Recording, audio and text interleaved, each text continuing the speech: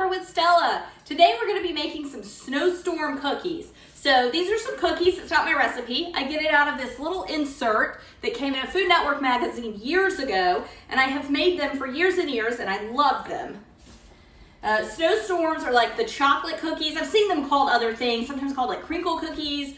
I forget the other names. I've seen several names for them, but they're a chocolate cookie that's like big and round, and you roll it in powdered sugar, and so it cracks all on the top. But it's like a really nice, soft, chocolatey cookie. Being that it's the week after Thanksgiving, this is normally when I start making all my holiday cookies. I do 6 or 7 different types of cookie, and I really just spend 2, maybe 3 days making cookies. I freeze the dough, and then I'm able to just pop a few cookies in the oven throughout the holiday season whenever I want some. So it's nice for me to just go ahead and get it out of the way. And then I have cookies the whole of December, and generally well into the new year as well, because it is a lot of cookies. So to get started with this recipe, well, one more thing. So the other, if you've been watching, I've done 2 other recipes out of this same little Food Network magazine insert. I did a chocolate chip cookie and a peanut butter cookie. Both of those were huge recipes that made over 40 cookies, 40 to 45 cookies. This one is about half that size. So if you watched those, you'll notice that this recipe calls for less ingredients. So just less cookies come out of this one, which to me makes the Snowstorms that much better because I really love them, but I can't overindulge in them as much. But there's also just so many cookies I'm going to make. It's totally fine to do a smaller recipe, though I'm certain if you want to double this, you easily could. But we'll start with just 1 stick of butter instead of 2. I will go ahead and just get that beating. All right, so I want to add sugar to that, and we are going to be using, instead of any granulated white sugar, we're going to be using all brown sugar. And I need a good bit. I need 1 1/4 cups. So I am just going to use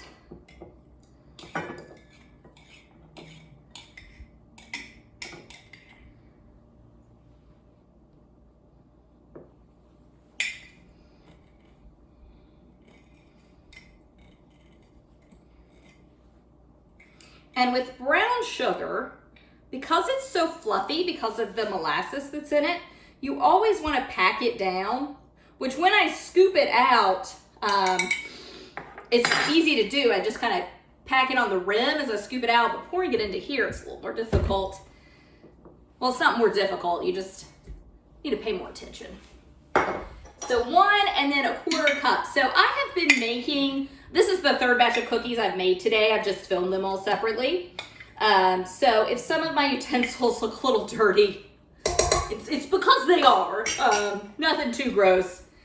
It's just the same ingredients going into them over and over and over, but I really didn't want to do all that washing, all those dishes. All right. So while those come together, I'm going to mix together my dry ingredients.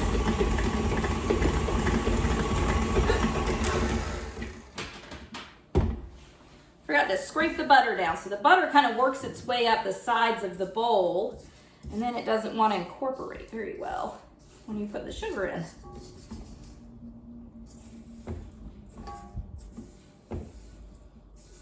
Okay. There we go.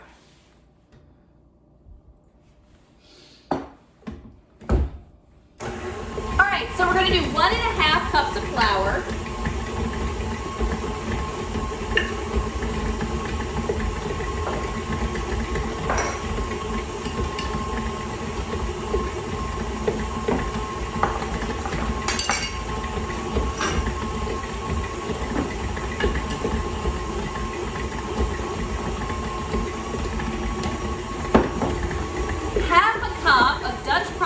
Cocoa.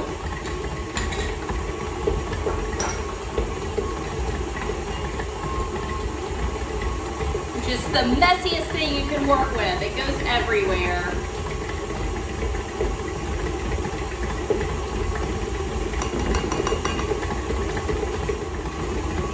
All right, and then we're going to do 3/4 teaspoon teaspoon of baking soda.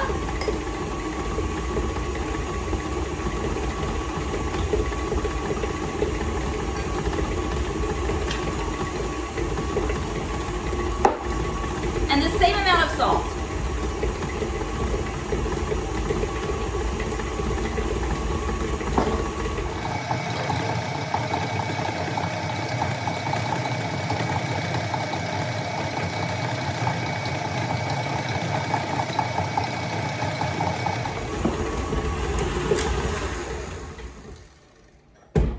All right, so we need to add vanilla and an egg to this, but I want to get everything scraped down.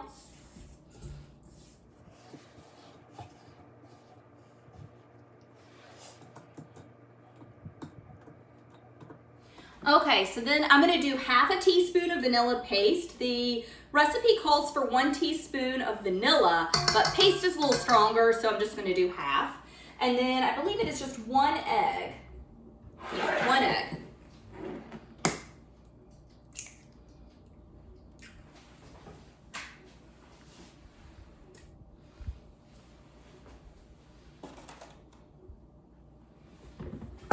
And then I'm going to blend these till they are thoroughly combined. I will scrape the bowl down and just continue blending just to get them completely homogenized together.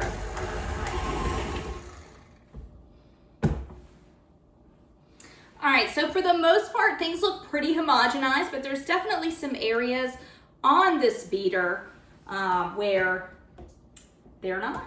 So like I said, you just want to scrape everything down.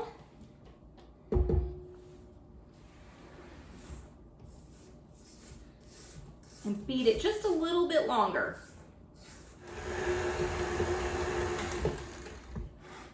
All right, so I'm gonna go ahead and add our dry mixture in.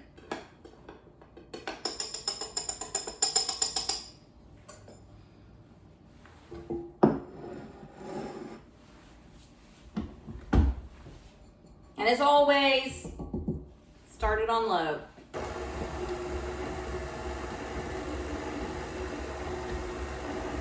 All right, so now that the flour's in it, we could overbeat it, so you want to be really careful about how long you beat it for after you get your flour mixture in.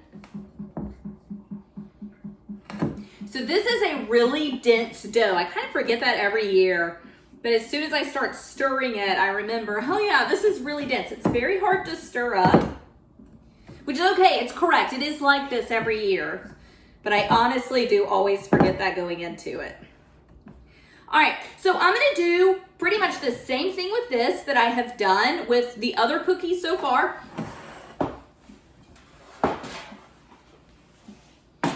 Which is gonna line a sheet with parchment paper, and I'm gonna use this mini ice cream scoop to scoop out little balls of dough. And I've said it before, but if you haven't seen those, I do prefer the mini ice cream scoop with the thumb depressor as opposed to the one where all the mechanics are down at the bottom. I have gone through a lot of those. They tear up more easily probably not with ice cream. Sorry, I rinsed this, I'm slinging water everywhere. Probably not with ice cream, but as far as cookie dough goes, right? I mean, this is a really, especially this particular batter is really, really dense. Okay, but just scoop one out, and this won't take as long because it's so much less dough, but I will go back, hand roll them like I've done with the others, and we're gonna dip them in powdered sugar also.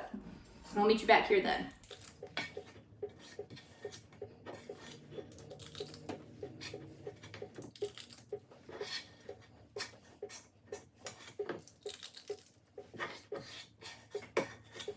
Okay, so with these cookies, just gonna give them a little roll just to kind of get rid of any like scraggly bits on the edges.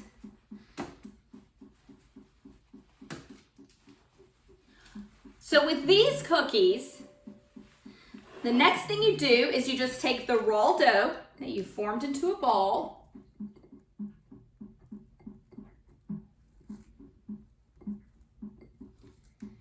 Cover it in powdered sugar, and I will freeze it just like that. So I'm gonna get all of these coated and then pop them in the freezer.